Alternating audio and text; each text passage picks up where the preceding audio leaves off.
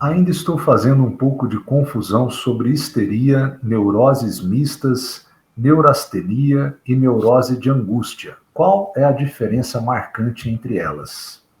Então, ainda isso faz parte dos textos primordiais de Freud, né?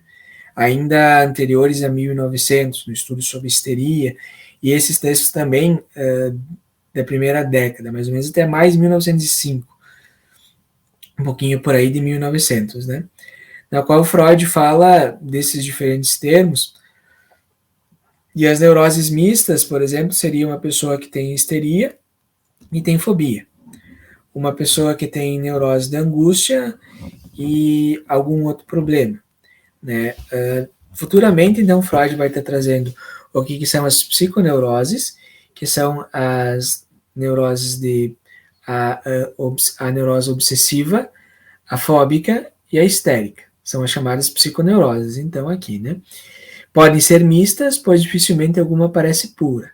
Então, normalmente, a gente tem um sujeito com tanto com características histéricas como obsessivas, por mais que ele vai ter uma predominante. Da mesma forma, a neurose atual, ela vai estar tratando de um problema mais de ordem atual e não ligada ao passado do paciente.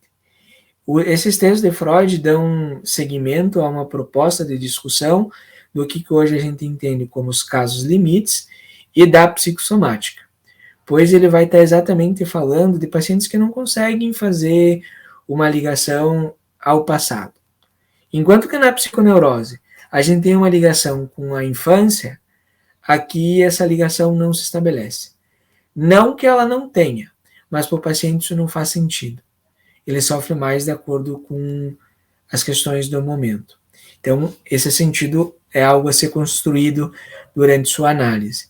Da mesma forma, a neurastenia é um termo bem da época de Freud, que surgiu, que vai estar falando da impotência sexual, bem como do cansaço pelo excesso de trabalho na sociedade industrial. Um problema que começou no tempo de Freud e desde então só piorou. Que é exatamente do cansaço que a gente conhece também hoje como fibromialgia, workaholics, que é a questão da doença por trabalho. São pessoas muito fatigadas e cansadas por causa das altas demandas sociais, em outras palavras, a questão da neurastenia.